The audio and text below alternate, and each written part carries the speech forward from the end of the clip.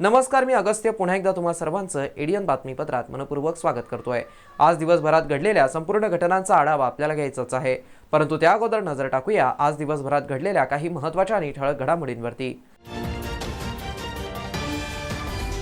अब्दुल सत्तारांकडून बंडखोरीमुळे सत्तारांवरती भाजप नाराज, तर शिवसेना भाजप वाद पुन्हा उफाळला।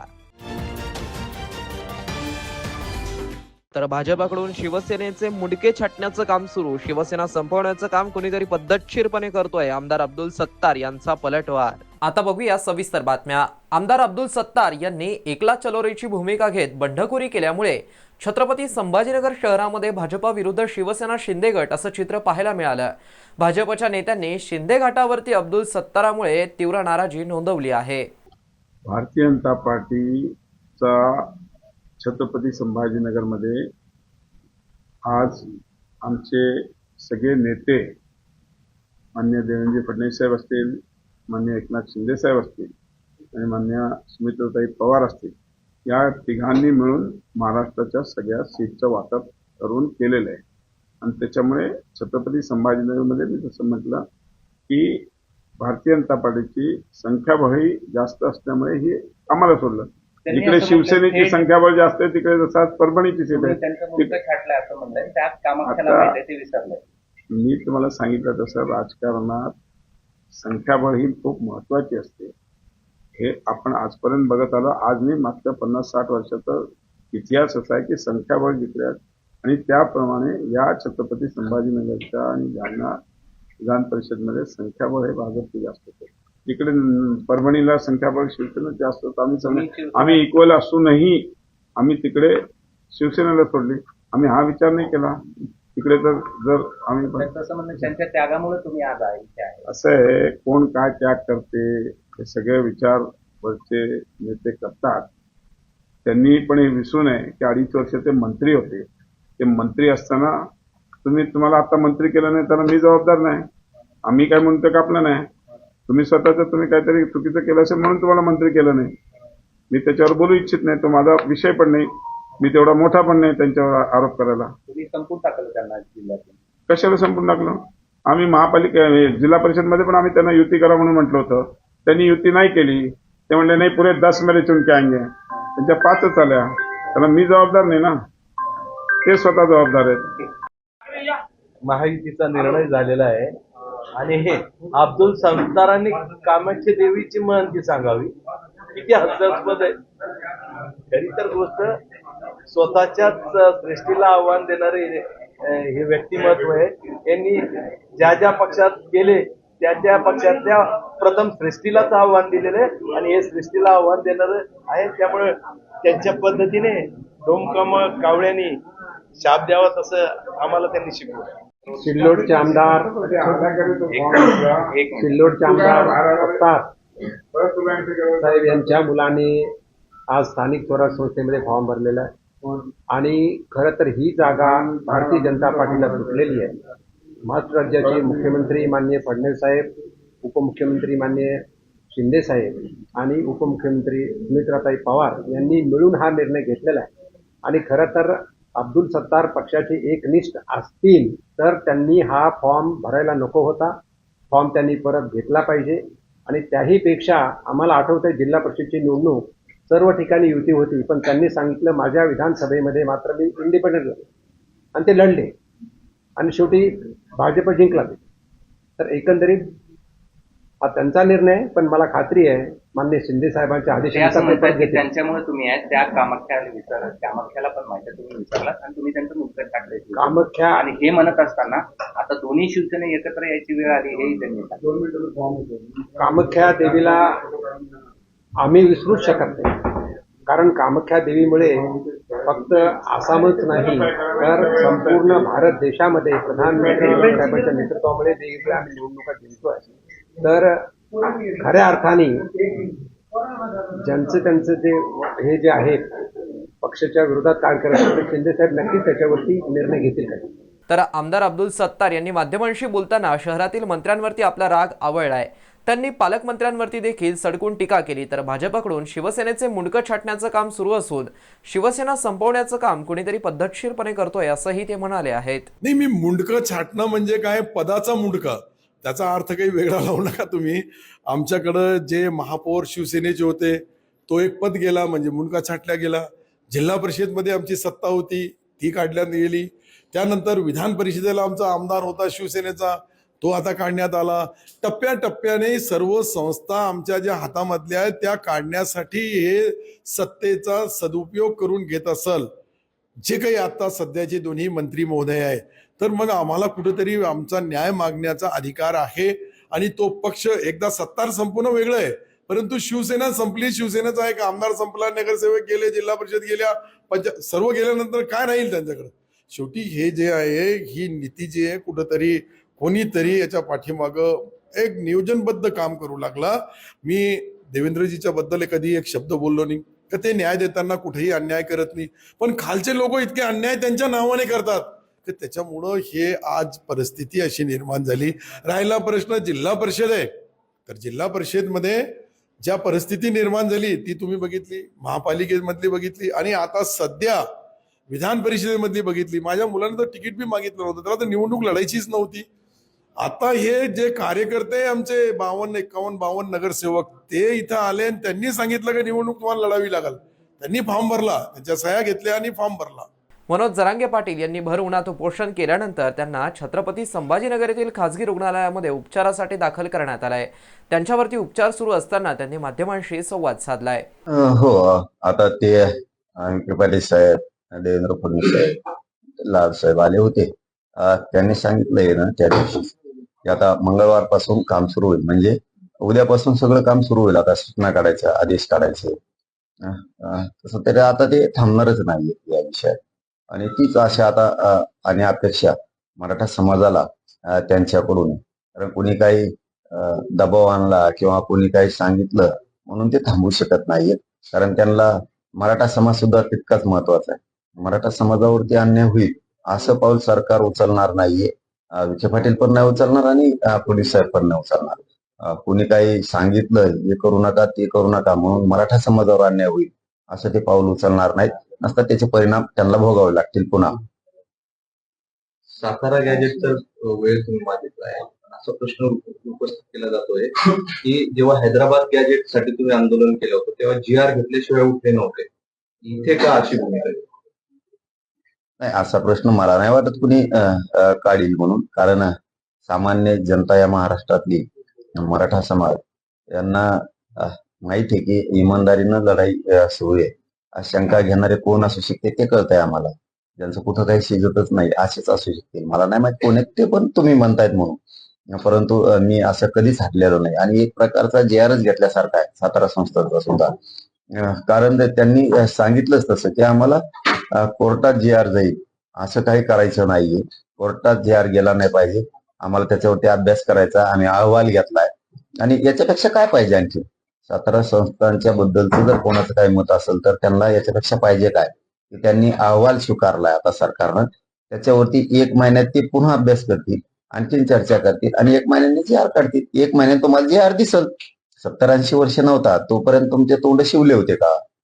आता कुंकडून तरी आम्ही गरीबाचे लेकरं जीवाचा आटापेटा करून उपाशी तापाशी राहून आम्ही गोरगरिबांच्या लेकरासाठी झुंजतोय. ते लढून लढून मिळवतोय आणि कसं तरी जीवाचं रान करतोय आणि मिळवतोय. काय फरक पडला? इतक्या दिवस तुम्ही नाव पण नाही काढलं, तेव्हा जमत होतं. आता कमीत कमी आम्ही 1 महिन्यावर का होईना आणून ठेवलंय. हे सुद्धा गरीब मराठा समाजाला आणि सगळ्याच मराठा समाजाला आनंद असला पाहिजे की चला 1 महिन्याच्या अंतरावर का होईना सातारा संस्थांच्या गॅजेटियरचा विषय यांनी आणून ठेवलाय म्हणजे निघालच. महाविकास आघाडीकडून देवयानी कृष्ण डोणगावकर यांनी उमेदवारी अर्ज दाखल केला असून अर्ज दाखल करण्यापूर्वी शिवसेना नेते अंबादास दानवे यांनी माध्यमांशी संवाद साधताना याविषयी अधिक माहिती दिली. यावेळी त्यांनी अन्य काही विषयावरती देखील त्यांच्या भूमिका स्पष्ट केल्या आहेत. बिलकुल ज्या जागा शिंदे गटाला मागच्या वेळेस होत्या किंवा आम्ही एकत्रित असताना शिवसेना म्हणून लढलेले होतो त्या सुद्धा जागा त्यांना मिळवता आले नाही. त्यातलं उदाहरण संभाजीनगर आहे. आणि म्हणून मला असं वाटतं, आणि रायगडमध्ये शिंदे गटाचे सदस्य ज्याचे जास्त त्याची जागा असं गणित लावलं तर रायगडमध्ये शिंदे गटाचे सदस्य जास्त आहे. मग तिथे राष्ट्रवादीला जागा कशी सुटली हा एक प्रश्न आहे.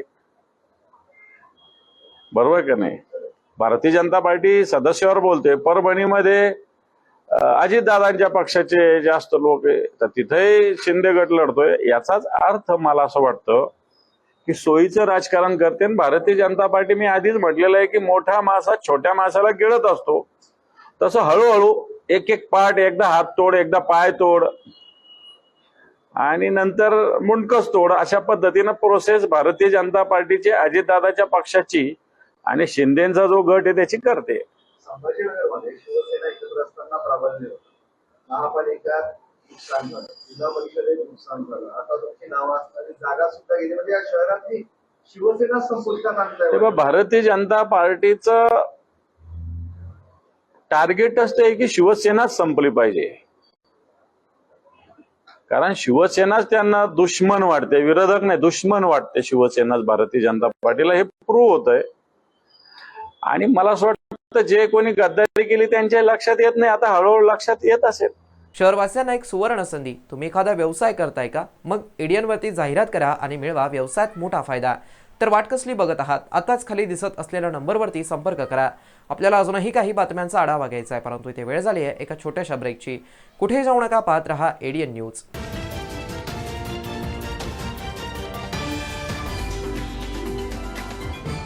तुम्हाला माहिती आहे का की देशात दररोज 6,000हून जास्त लोक सायबर अपराध्यांच्या जाळ्यात करोडो रुपये गमावतात. काही लोकांना पैसे दुप्पट करायची जलद असते, तर काही लोक अनोळखी नंबरवरून आलेले व्हिडिओ कॉल उचलून फसतात. आणि बरेच लोक बनावटी पोलीस, सीबीआय किंवा न्यायाधीशांच्या व्हिडिओ कॉलना घाबरून जातात. सायबर अपराध्यांच्या अशा कृतींना बळी न पडता तर रहा 2 पावलं पुढे. आजच फॉलो करा गृह मंत्रालयाचे official social media handle cyber दोस्त. तरीही तुम्ही त्यांचे बळी ठराल तर त्वरित कॉल करा 1930 वर किंवा तुमची तक्रार नोंदवा या वेबसाईटवर www.cybercrime.gov.in. लक्षात ठेवा, सायबर अपराध्यांना तुम्ही बिलकुल घाबरू नका. थांबा, विचार करा आणि मग पावलं उचला. हॅलो, नमस्कार रोहिणी, मी तुमच्या पतीचा मित्र आहे. त्यांना 2,000 रुपये परत करायचे होते. त्यांनी आपल्या नंबरवर पाठवायला सांगितले. आपण चेक करा. ओके. बहिणी, मी चुकून तुमच्या मोबाईलवर 20,000 पाठवले. प्लीज आपण 18,000 परत पाठवा. ते मी तुमच्या पत्नीच्या नंबरवर पाठवीन. आपण त्याच्याकडून घ्या. मी नाही फसणार. पैसे जमा झाल्याचा मेसेज सरळ बँकेकडून येतो, कोणत्या प्रायव्हेट नंबरवरून नाही. तर अशा सिच्युएशनमध्ये सगळ्यात पहिल्यांदा आपला बँक बॅलन्स चेक करा. फसव्या कॉल्सची तक्रार करा. थांबा, विचार करा आणि ॲक्शन घ्या. आपण मला नाही ओळखत, पण कामाला जरूर ओळखत असाल. कधी इन्कम टॅक्स ऑफिसर बनून, कधी IRCTCचा ऑफिसर बनून, किंवा काय आणखीन बनून रिफंड स्कॅम करतो. कसे? मी इन्कम टॅक्सकडून बोलतोय. आपला 40,000चा रिफंड प्रोसेस झालाय, जो की एका डिजिटल व्हेरिफिकेशन नंतर आपल्या बँक अकाउंटमध्ये जमा होईल. रिफंडच्या आशेने आपण आनंदी व्हाल.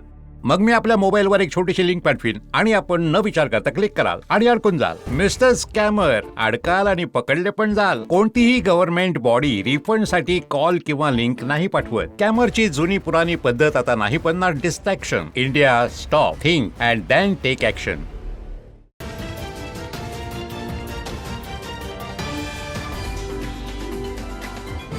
नमस्कार. ब्रेकनंतर पुन्हा एकदा स्वागत. आपण बघत आहात एडियन बातमीपत्र. तुमच्या पालकांच्या अपेक्षा तुमच्याकडून आहेत. एका विशिष्ट वयात काही गोष्टींकडे मन आकर्षित होतं, मात्र आपलं मन कुठेच न भटकू देता अभ्यास करून आपलं लक्ष पूर्ण केलं पाहिजे, असं प्रतिपादन महू येथील doctor Babasaheb Ambedkar memorial society Bhim Janmabhoomi स्मारकाचे सचिव राजेश वानकडे यांनी संबोधी अकादमी येथे कार्यक्रमात केलाय. संबोधी अकादमीच्या छत्रपती संभाजीनगर येथील शाखेत विशेष कार्यक्रमाचं आयोजन करण्यात आलं होतं.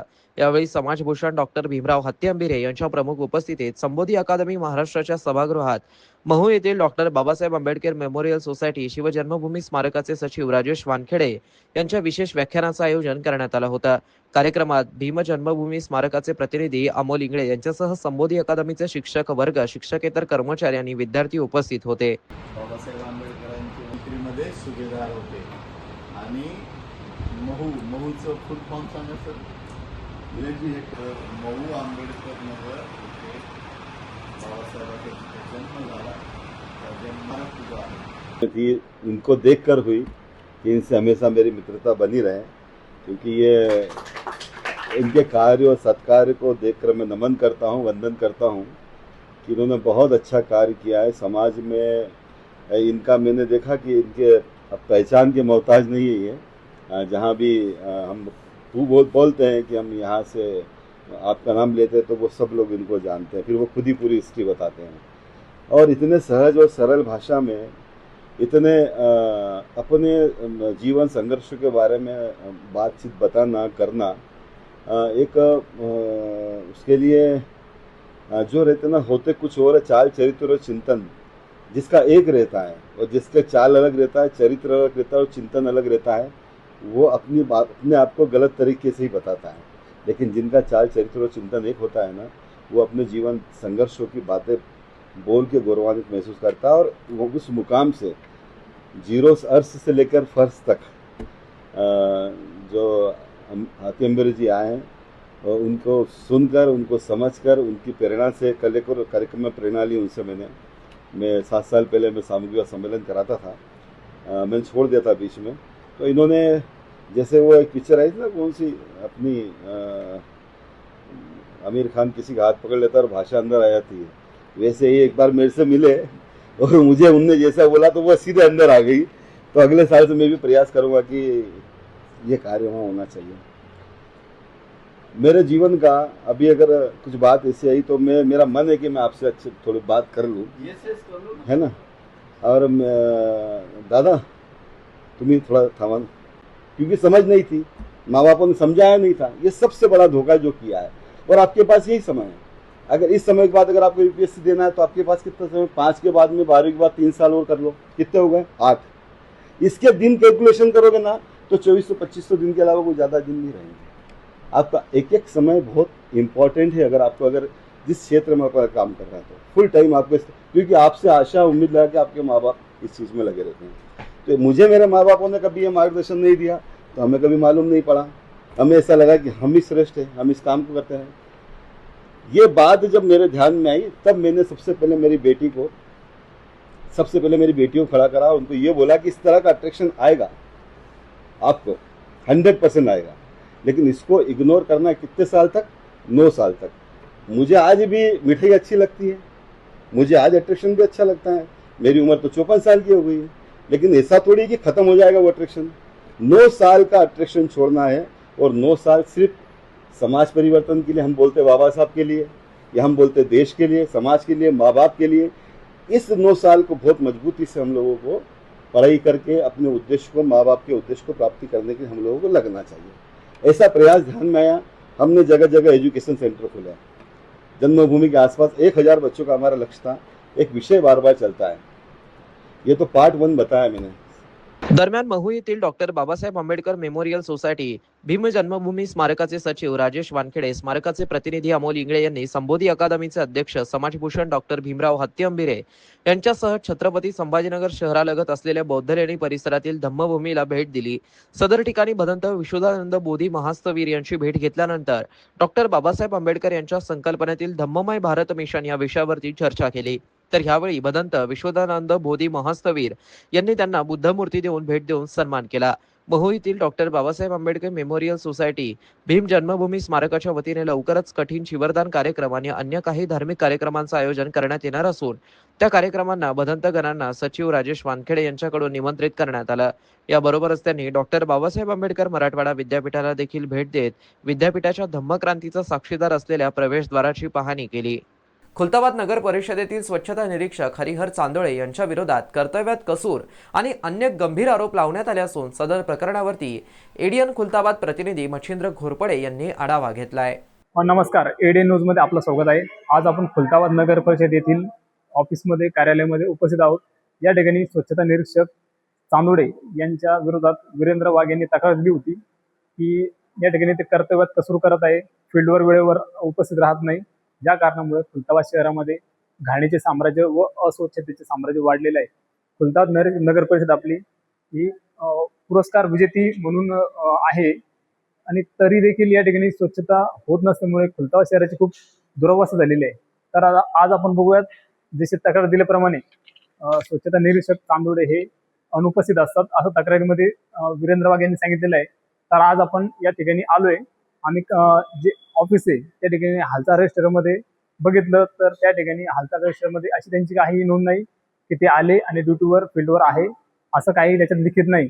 याचा अर्थ ते गैरहजर असल्याचा आपण अंदाज बांधू शकतो. तर आपण कॅबिन बघूया, या ठिकाणी देखील ते गैरहजर आहे. तर ही स्वच्छता निरीक्षक चांदोडे यांची केबिन आहे. या ठिकाणी तुम्ही बघू शकता ते अद्यापही आलेले नाही आणि अजूनही त्यांनी फील्डवर किंवा कार्यालयामध्ये आल्याचं असं कुठेही लिखित नाही. तर आपण जाणून घेऊया या ठिकाणी ज्यांनी तक्रार दिलेली आहे वीरेंद्र वाघ, आपण यांच्याकडून प्रतिक्रिया घेऊ की ते या विषयावर काय बोलणार आहे. जय भारत जय संविधान. मी वीरेंद्र सीताराम वाघ. मी परवाच्या दिवशी शुक्रवारी तक्रार दिली होती तर चांदोडे हे वेळेवर हजर राहते, सकाळी येत नाही. तर त्याचप्रमाणे आजही ते दिसून आलं आणि आपण माननीय महोदय आपणही त्याची दखल घेऊन तिथं आले पत्रकार बांधव, त्यांचे धन्यवाद. आणि तुम्ही स्वतःही बघितलं की या ठिकाणी चांदोडे जे स्वच्छता निरीक्षक आहे ते इथं हजर नव्हते आणि इथं आल्यावर कळलं की ते बाहेर फील्डवर गेलेले. बरोबर, बाहेर फील्डवर गेलेले. आम्ही हालचाल रजिस्टर बघितले. हालचाल रजिस्टर मध्ये कुठलीही त्यांची नोंद नव्हती. OS ला भेटलो आम्ही, सीओ नव्हते म्हणून OS ला भेटलो. OS ने सांगितलं की त्यांनी नोंद करायला पाहिजे होती म्हणून त्यांनी केली नाही आणि ते कारणे दाखवून नोटीस ते त्यांना काढणार आहे. आणि अशा प्रकारे हा जो यांचा कारभार आहे, प्रत्येक कर्मचारी या ठिकाणी उपस्थित राहायला पाहिजे अशी, आणि जनतेचे जे अडलेले काम आहे ते तात्काळ झाले पाहिजे. आणि चांदोडे हे जे आहेत माननीय परसराम बारगळ नगरसेवक यांना सुद्धा यांच्या सोबत काम होतं. त्यांना इथं आले असता 10:04 तर ते इथं हजर नव्हते म्हणून त्यांनी त्यांना फोन केला असता मग ते म्हणले की मी 10 मिनिटात येतोय, रस्त्यानं आहे. आणि ते बाहेरून अपडाऊन करतात आणि ते रस्त्यानं आले आणि त्यांना फोन करून त्यांचं काय बोलणं ते झालं, परंतु ते 10:04 सुद्धा ते रस्त्यानं होते. म्हणजे आज 10:04 सुद्धा ते इथं नव्हते, हे यावरून सिद्ध झालेलं आहे. आणि लवकरच यांच्यावर परसराम बारगळ नगरसेवक असतील किंवा इतर त्यांची टीम असतील तेही याच्यावर गांभीर्याने लक्ष घातलेलं आहे आणि कर्मचाऱ्यांवर नक्कीच ते करणार आहे. आणि जर नाही केलं तर आम्ही तीव्र आणि उग्र स्वरूपाचं आंदोलन या ठिकाणी करणार आहे. मी स्वतः. धन्यवाद. जय भारत जय संविधान. तर आपण याची प्रतिक्रिया ऐकल्याप्रमाणे या शहरातील जी नगरपालिका आहे या ठिकाणी जे कर्मचारी त्यांच्या कर्तव्यामध्ये कसूर करत आहेत त्या विरोधात वीरेंद्र वाघ यांनी तक्रार दिली आहे. त्या अनुषंगाने आता काय कारवाई होईल याकडे सर्वांचं लक्ष आहे. नवपरिवर्तन सामाजिक संस्था, परिवर्तन कॉम्प्युटर्स, MGM फिल्म स्कूल व CSMSS पॉलिटेक्निक कॉलेज यांच्या संयुक्त विद्यमाने MGMच्या आर्यभट्ट सभागृहात आयोजित 10वी-12वी गुणवंत कौतुक सोहळा मोठ्या दिमाखात पद्धतीने पार पडला. या कार्यक्रम प्रसंगी डॉक्टर कैलाश तिडके यांनी विद्यार्थ्यांचं कौतुक करत मार्गदर्शन केलं. यावेळी MGM फिल्म स्कूलचे HOD doctor Shiv Kadam, CA DB Kachare, तालमाधुर्य संगीत विद्यालयाचे विक्रम पवार, टॉपर सायन्स अकॅडमीचे प्राध्यापक प्रकाश कांबळे व कार्यक्रमाचे मुख्य आयोजक कॉम्रेड मधुकर खिल्लारे, कॉम्रेड वसुधा कल्याणकर यांची उपस्थिती होती. कामगार कष्टकऱ्यांच्या मुलांनी प्रतिकूल परिस्थितीत मोठ्या जिद्दीने कोणत्याही भौतिक सुविधा नसताना 98% गुण मिळवल्यात. अशा विद्यार्थ्यांचं पालकांसह कौतुक करण्यात आलं. फिल्म इंडस्ट्रीमध्ये शेकडो प्रकारचे जॉब उपलब्ध आहेत. गरज आहे फक्त कौशल्य शिकून घेण्याची. फिल्म संबंधी विविध कोर्स MGM फिल्म स्कूलने उपलब्ध करून दिले आहेत असंही शिव कदम यांनी सांगितलं. प्राध्यापक प्रकाश कांबळे यांनी मेडिकल व इंजिनिअरिंग क्षेत्रातील विविध प्रवेशपूर्व परीक्षांबद्दल माहिती दिली. मधुकर खिल्लारे यांनी आर्ट्स कॉमर्स पदवी घेऊन कोणत्या क्षेत्रात करिअर करता येतं, तसेच मेडिकल डॉक्टर न होता संशोधन करून मोठ्या पदावर जाता येतं. गरज आहे फक्त जिद्द व मेहनतीची. कार्यक्रमाचं प्रास्ताविक शाहीर वसुधा कल्याणकर यांनी केला. त्यांनी परिवर्तन कॉम्प्युटर्सच्या 15 वर्षांचा प्रवास PPTच्या माध्यमातून वर्णन केला. 18 शाळेतील विद्यार्थी पहिल्या व दुसऱ्या विद्यार्थ्याचं कौतुक केलं. 10वीत प्रतिकूल परिस्थितीत असून कोणतीही मोठी शिकवणी नसताना देखील 10वी बोर्डाच्या परीक्षेत 90% पेक्षा जास्त तसेच शाळेतून पहिले दुसरे आलेल्या विद्यार्थ्यांचं सन्मान चिन्ह, प्रमाणपत्र व शिवाजी कोण होता हे पुस्तक देऊन कौतुक करण्यात आलं. परिवर्तन कॉम्प्युटरचा माजी विद्यार्थी कुणाल काळुंके यांनी मायक्रोसॉफ्ट या कंपनीचा स्टुडंट अँबॅसेडर म्हणून निवड झाल्यामुळे त्याचं विशेष कौतुक करण्यात आलंय. त्यानेही आपलं मनोगत व्यक्त केला. यावेळी समृद्धी तायडे, आदिती चव्हाण, स्नेहल उगले या विद्यार्थिनींनी स्वरचित कविता सादर केल्या. कार्यक्रमाच्या सुरुवातीला शहीद भगतसिंग कला पथक निर्मित व्हॉइस ऑफ चेंज प्रस्तुत डान्स ड्रामाने उपस्थितांची मने जिंकली. डान्स ड्रामामध्ये आदिती चव्हाण, श्रद्धा आवरे, समृद्धी तायडे, अमृता अब्दागिरे, समिधा म्हस्के, प्रांजल वाहुळे, हर्षाली गावडे, गौरी मिसाळ, रेणुका नागणे या विद्यार्थिनींचा सहभाग होता. कार्यक्रमाच्या ठिकाणी आदिती चव्हाण व प्रज्ञा गालफाडे यांनी AI थीम आधारित भव्य रांगोळी काढली. कार्यक्रमाचं शानदार सूत्रसंचालन TV star mimicry artist Vaishnavi Bhagwat हिने केलं. कार्यक्रमाचे आभार प्रदर्शन आदित्य गायकवाड यांनी इंग्रजीतून केलं. प्राध्यापक मेटकर, मडकेसर, पूजा स्वभावने, राधिका मुटकुळे, अर्जुन जाधव, विनायक सूर्यवंशी, अक्षय राठोड, रोहित उघडे, विवेक धिरडे, साहिल उघडे यांनी कार्यक्रम यशस्वी करण्यासाठी परिश्रम घेतले. शेवटी राष्ट्रगीताने या कार्यक्रमाची सांगता झाली. पत्रकारांनी ती डिग्री घेतली आणि ते वेगवेगळ्या याच्यामध्ये नोकरी करताय. म्हणजे तो तर आर्ट्सवाला विद्यार्थी आहे, मग त्यानं पत्रकारिता केलं, तो टीव्हीवर काम करतो, टीव्हीवर पत्रकारिता करतो. आपण अँकरिंग बघतो, अनेक मुली आहेत, महिला आहेत, तिथं विद्यार्थी आहेत, ते अँकर ते त्यांनी पत्रकारितेचा कोर्स केला आणि ते शिकतात. त्याच्यानंतर कॉमर्समध्ये पण तसंच आहे. BA, BCom, MCom, पुढे MPhil, PhD हे सगळं हे जे कोर्स आहेत मित्रांनो, हे कोर्ससुद्धा आपल्याला माहिती असले पाहिजे. मेडिकल माहिती आहे, इंजिनिअरिंग माहिती आहे, त्याच्या पलीकडं पॉलिटेक्निक माहिती आहे, मग पलीकडं काय, तर हे सुद्धा कोर्स आपल्याला करायचे की नाही करायचे. एखादा विद्यार्थी, आता आमच्याकडे बरेच विद्यार्थी, त्याला विचारलं काय करायचं तर आर्ट्स करायचं म्हणतो. मग आर्ट्स करायचं तर पुढं काय काय माहीत नाही, पण आर्ट्स करू. तर त्याला जर माहिती असेल तर तो अधिक तिथं जे काही तो करणार आहे ते चांगल्या मार्गानं किंवा चांगल्या मेहनतीनं तो करू शकतो. बकरी ईदच्या पार्श्वभूमीवरती छत्रपती संभाजीनगर पोलीस प्रशासनाने तत्परता दाखवत केलेल्या संयुक्त कारवाईत तब्बल 161 गोमातांना सुखरूप वाचवण्यात यश मिळालंय. चिंची पोलीस ठाणे आणि चिकलठाणा पोलीस ठाण्याच्या पथकांनी ही महत्त्वपूर्ण कारवाई केली. या संवेदनशील आणि कौतुकास्पद कार्याबद्दल स्थायी समिती सभापती अनिल मकरिया यांनी पोलीस प्रशासनाचे आभार मानले. या पार्श्वभूमीवरती अनिल मकरिया यांनी चिकलठाणा येथील महावीर जैन गौशाळेला भेट देऊन तिथे आश्रय देण्यात आलेल्या गोमातांची पाहणी केली. गोशाळेत सुरू असलेल्या सेवाभावी उपक्रमांना प्रोत्साहन मिळावं तसेच गोमातांच्या संगोपनासाठी मदत व्हावी या उद्देशाने त्यांनी आपल्या वतीने 51,000 रुपयांची आर्थिक मदत केली. यावेळी बोलताना मकरे यांनी गोवंश संरक्षण, जीवदया आणि समाजसेवेचा संदेश देणारे हे कार्य प्रेरणादायी असल्याचं सांगितलं. तसेच पोलीस प्रशासन आणि जैन समाजाने केलेल्या योगदानाचं त्यांनी कौतुक केलं. यावेळी इंदरचंद संचेती, मनोज बोरा, मिठालाल कंकरिया, दिलीप मुगदिया, मनोज चोपडा, मोहन आहेर, राजू देसरडा, मदनलाल लोढा आणि रमेश कांकरिया यांची प्रमुख उपस्थिती होती. शेवटी पुन्हा एकदा नजर टाकूया आज दिवसभरात घडलेल्या काही महत्त्वाच्या आणि ठळक घडामोडींवरती. अब्दुल सत्तारांकडून बंडखोरीमुळे सत्तारांवरती भाजप नाराज तर शिवसेना भाजप वाद पुन्हा उफाळला. तर भाजपाकडून शिवसेनेचे मुंडके छाटण्याचं काम सुरू. शिवसेना संपवण्याचं काम कुणीतरी पद्धतशीरपणे करतोय. आमदार अब्दुल सत्तार यांचा पलटवार. आणि याबरोबरच हे बातमीपत्र इथेच संपलं. पुन्हा भेटूया पुढील बातमीपत्रात. तोपर्यंत पाहत रहा आपल्या हक्काचं बातमीपत्र ADN न्यूज.